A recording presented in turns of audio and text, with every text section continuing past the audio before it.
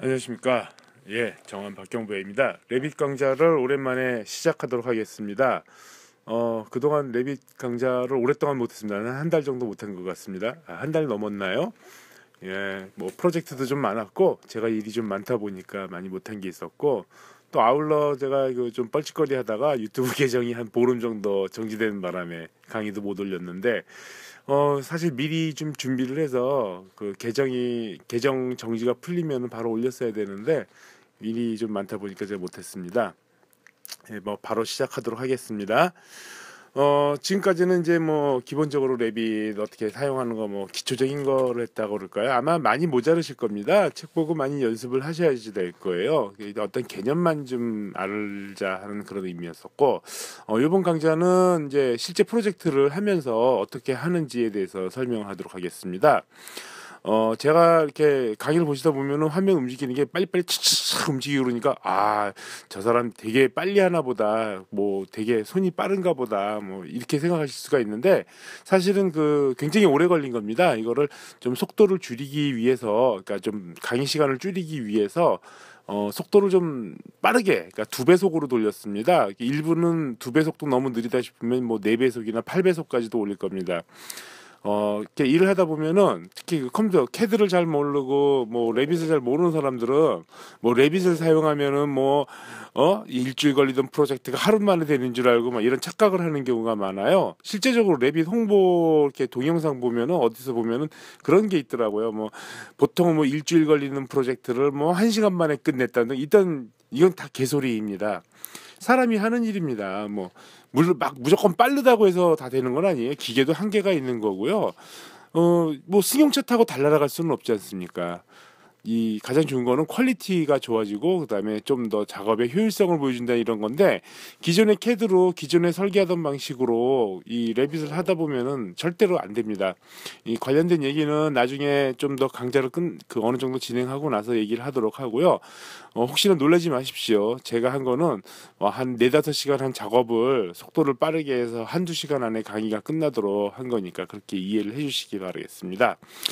이번에 시작할 이제 그 강좌할 프로젝트는요.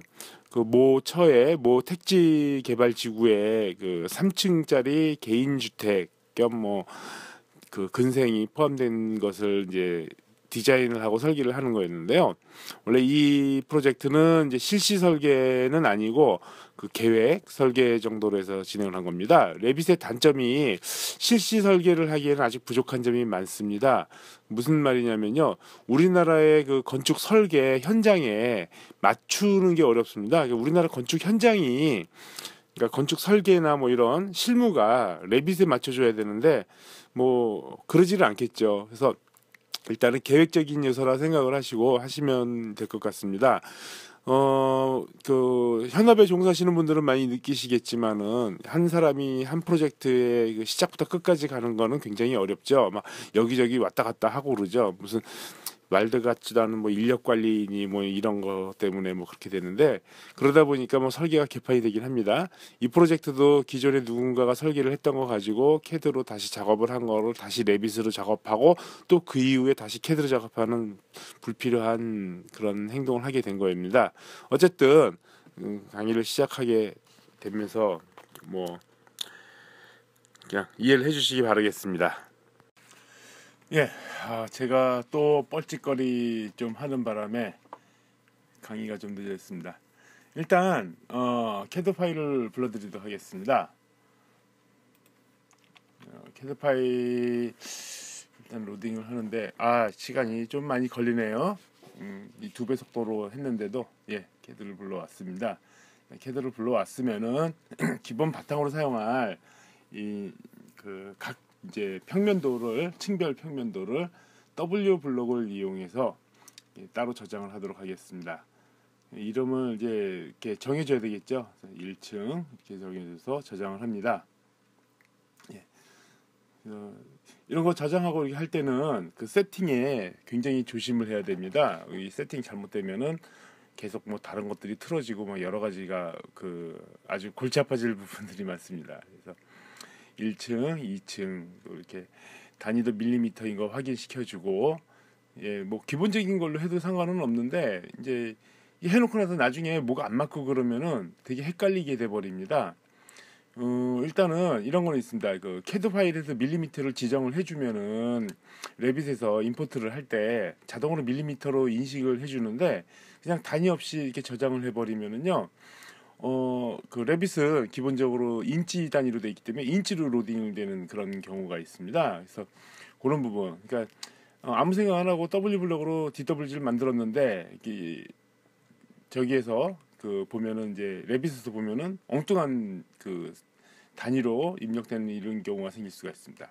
그리고 또 하나는 이제 뭐냐면은 원점이 문제 있습니다. 이게 캐드에서는 도면을 여러 장 놓고 하다 보니까 0,0이라는 그 절대적인 원점을 무시하는 경우가 많습니다. 하지만은 이제 그게 레빗에서 불러들이면은 엉뚱한 데로 가버리니까 그걸 또 맞추기가 쉽지가 않아요. 그래서 그런 것 때문에 이렇게 기왕이면 이렇게 원점을 맞춰주는 게 이게 도움이 됩니다.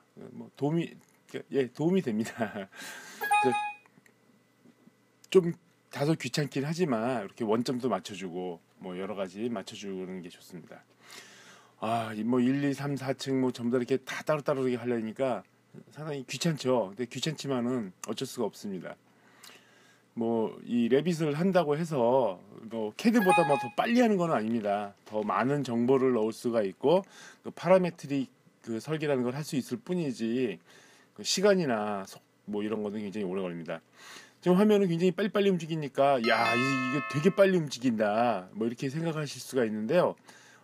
말씀드렸다시피 2배 속도로 지금 진행하고 있는 겁니다. 그래서 굉장히 빠른 겁니다. 뭐 강의할 때 보기만 할 건데 뭐 따라하는 것도 아닌데 이거를 빨리빨리 하면 되지 뭐 천천히 할 필요는 없지 않습니까? 네, 이제 캐드 기본 본바탕 작업은 끝냈고요. 이렇게 레빗을 불러드리도록 합니다. 이제 새로 작성을 했는데 이렇게 누르셔도 되고, 그냥 이렇게 건축 템플릿, 설계니까 건축 템플릿을 누릅니다. 그래서 일단 층고를 이제 조정을 해줘야 됩니다. 먼저 이제 1층, 2층, 3층 뭐 이렇게 보고, 그 다음에 GL선이 따로 있지 않습니까? 그래서 GL선을 만들어주면 됩니다.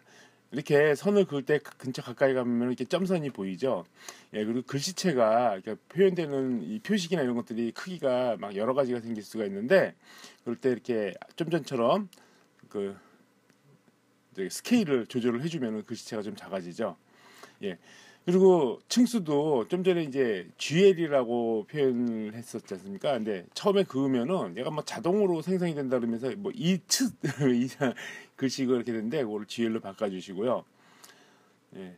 그다음에 이제 층고를 확인. 제가 이제 이게 도면을 뽑아놓고 보면서 하면 상관이 없는데 도면을 뽑아놓지 않고 하다 보니까 캐드를 띄워놓고 이렇게 확인을 하게 되네요. 아까 GL로 바꿨는데 또 이츠스로 바뀌었습니다. 예, 그리고 기본값으로 저렇게 그 방사능 표시 같은 게 레벨로 이렇게 지정이 됩니다. 우리는 삼각형을 쓰니까 삼각으로 바꾸는 게 낫겠죠. 예.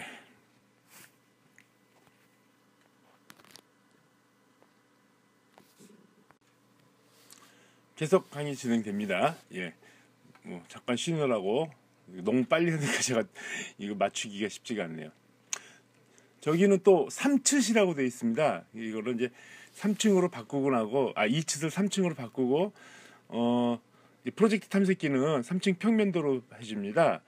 그 다음에 이제 그 이름을 바꾸겠냐 했을 때는 아니오를 해줘야 됩니다. 왜냐면은 저쪽 레벨에 있는 3층과 이 프로젝트 탐색기에 있는 그 3층 평면도 이 글씨가 서로 좀 다르기 때문에 그걸 맞춰줘야 됩니다. 이게 레빗의 좀 일종의 버그라고 볼 수가 있겠죠. 언젠가는 저기 수정이 되려는지 모르겠습니다. 아시겠지만 미국에서 만들어진 프로그램이다 보니까 한국 환경하고 좀 이렇게 잘 매칭이 안 되는 부분들이 많아서 이런 게 생깁니다.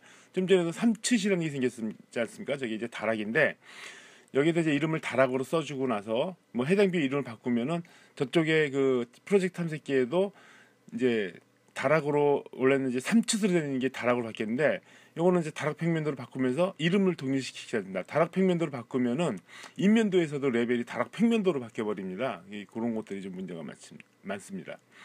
다락의 높이를 정확하게 이제 재기 위해서 이게 8.9m가 나왔으니까 8.9m로 조정을 해주면 됩니다. 그리고 이제 전체적인 층고,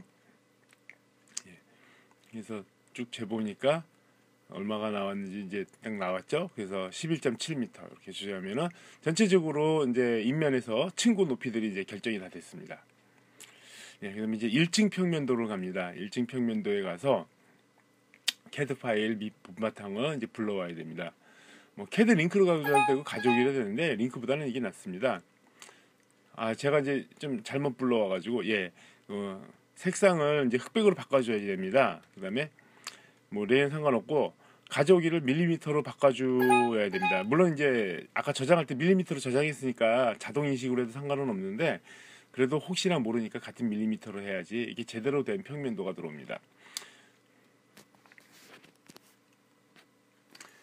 예, 이제 평면도가 들어와서는 우선은 이제 그리드를 그려주는 경우가 있고 안 그려주는 경우가 있고 그렇습니다. 근데 이제 그리드를 그려주는 게 아무래도 좋을 것 같아서 저는 이제 그리드를 그려봤습니다.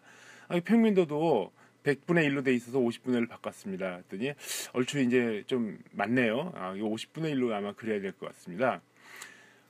캐드에서는 그 그리드의 버블에 있는 그 그리드 기호를 뭐 x1, x2, y1, y2 또는 뭐 1, 2, 3, 4, a, b, c 이렇게 우리가 마음대로 정하지만은 얘는 좀 자동으로 되는 그런 게 있어요. 물론 바꿀 수는 있어요. 근데 이렇게 시작을 할 때는 자동적으로 이게 들어갑니다. 근데 얘네들은 좀 이게 개념이 우리하고 다른가 봐요. 그냥 지가 번호를 1, 2, 3, 4, 5, 6 그러니까 만드는 순서대로 이게 만들어지더라고요. 그러다 보니까 막 나중에 번호가 막 뒤섞이고 그래가지고 뭐 계획 도면만 그려놓은 상태에서 평면도 그러니까 그 평면도 좀 봅시다. 그 평면도 출력을 하면 번호가 막 뒤죽박죽이 돼가지고 이게 좀 문제가 많이 생기고 그래요.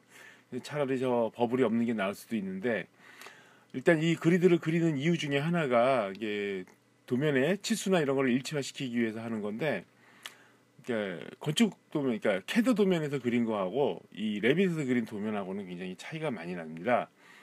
그래서 그 하다 보면은 이제 그 기존의 건축 설계 사무소에서 이런 작업을 하다 보면 레빗으로 어떤 그 심의부터 시작해가지고 납품 도면까지 만드는 게 굉장히 힘들어요.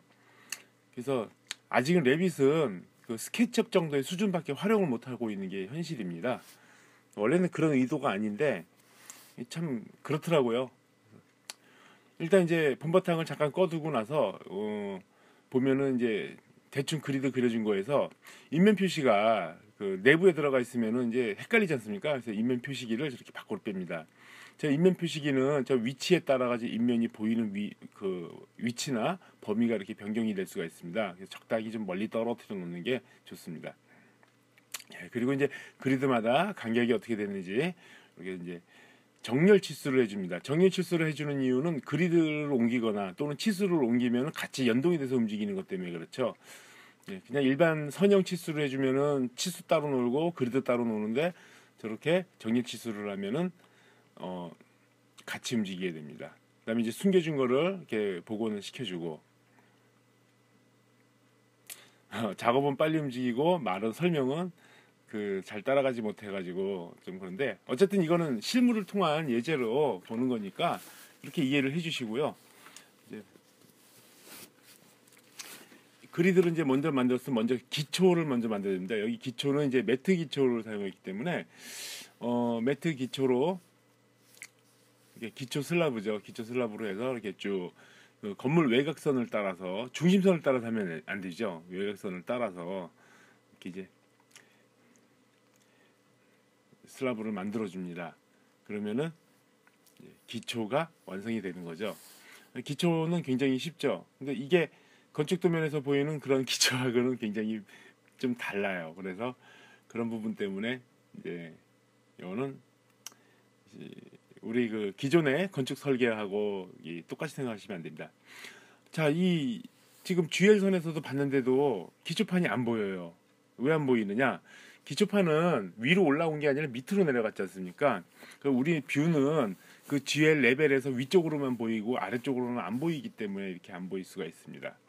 일단은 위치를 옮기고 그 GL 선에서 가서 이제 벽체를 만들도록 합니다.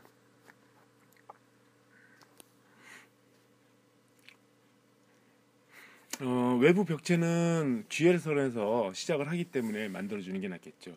하기 전에 일단은 프로젝트를 좀 세이브를 시켜줄 필요가 있어요. 제가 사용하는 그 프로젝트 폴더를 만들어주고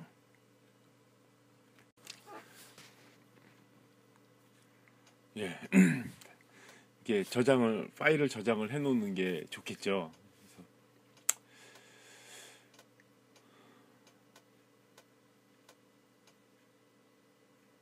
그래서 또 이 프로젝트를 폴더를 관리할 때는 이 매핑 데이터를 같이 넣는 게 좋습니다. 이게 중복돼서 카피되고 그러니까 왜 쓸데없는 짓을 하고 공간 낭비를 하냐 할 수는 있는데, 이게 그 한 군데서만 작업하면 되지만은 뭐 집과 회사 또는 다른 데 스터디룸 뭐 이렇게 돌아다니면서 작업을 하게 되면은요, 매핑 자료가 없으면은 계속 그 렌더링 할 때 에러가 납니다. 그래서 관련돼 있는 매핑 자료는 같은 폴더에다가 만들어 놓고 이렇게 매핑 자료를 넣어 놓는 게 폴더를 움직일 때도, 그러니까 프로젝트를 움직일 때도, 또 뭐 USB로 옮겨갈 때도 편하고 관리하기도 편하고, 또 에러가 나지 않게 하는데도 있고, 또 에러가 나더라도 다시 매핑 소스를 연결시켜 주는 데 가장 도움이 됩니다. 이게 매핑 소스는 그 상대적인 패스를 허용하지는 않고 그 절대적인 패스를 이용하기 때문에 좀 그런 문제가 있습니다. 그거는 좀 더 확인을 해봐야 됩니다. 일단 외부 벽체가 노출 콘크리트를 하기 때문에 벽체를 이제 노출 콘크리트 벽체를 이제 새로 만들어 봅니다. 그래서 기본 벽을 불러오고 그걸 유형 편집해서 복제를 하고 이름을 노출 콘크리트로 바꾼 다음에 콘크리트 면이 된 거 매핑 자료를 확인을 합니다. 그리고 여기에서 이제 복사를 해서 새로운 그 재료를 만드는 거죠. 이 콘크리트 노출이라고 이름을 지었습니다.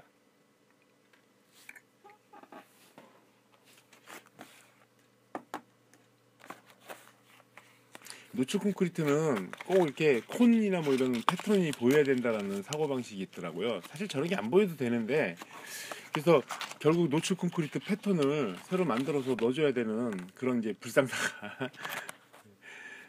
불상사라기보다는 이제 그냥 콘크리트 면으로 해도 상관이 없는데 그게 문제 있다고 그렇게 찝어대는 사람들이 있어요. 그래서 뭐 어쩔 수 없이 노출 콘크리트 패턴을 미리 제가 이제 만들어 놓은 것들이 있습니다. 포토샵으로 작업을 해서 이제 600, 900 이렇게 사이즈를 만들어 놓고, 그다음에 이런 패턴이 있을 경우에는 범프 이미지도 넣어줘야 되는데, 범프 이미지는 뭔지를 알죠? 실제적으로 그 어떤 그 양각, 음각 이렇게 있는 것처럼 만들어 주는 겁니다. 그래서 벽체를 만들고 나서 범프의 양을 좀 조절을 해버리고 나면은 이제 아무래도 좀 파연 느낌처럼 보이죠. 실제적으로 파이거나 그런 거는 아닌데 그런 이제 효과를 보이게 하는 겁니다. 그래서 일단은 이제 그 노출 콘크리트가, 실내는 노출 콘크리트를 사용하지 않지 않습니까? 그래서 실내 내부는 수성 페인트 백색을 이제 한다고 생각을 하고 그 백색 페인트 재료를 만듭니다. 그래서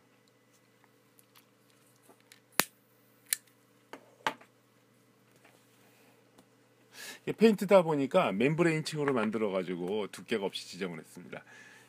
일단은 뭐 혹시나 해가지고 이제 여러 가지 속성이라는 걸 확인을 해보려고 했는데요. 예전에는 이게 그 3D 이미지로 보여줬는데 요새는 이게 안 보여주더라고요. 그래서 그냥 포기를 하고 일단은 이제 벽체부터 이제 그려보도록 하겠습니다. 벽체를 할 때는 일단 GL층에서 2층까지, 그러니까 1층은 당연히 포함이 되니까, 그래서 이제 원점을 접어서 이렇게 선긋기로 해서 벽체를, 외벽을 먼저 만들어 줍니다.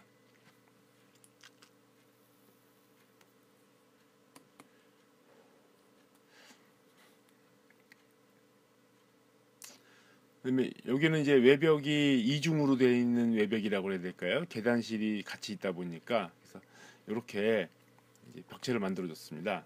자, 그래서 3D 뷰로 한번 이제 확인해보면 벽체는 일단 이렇게 올라섰는데요. 사실적으로 보겠습니다.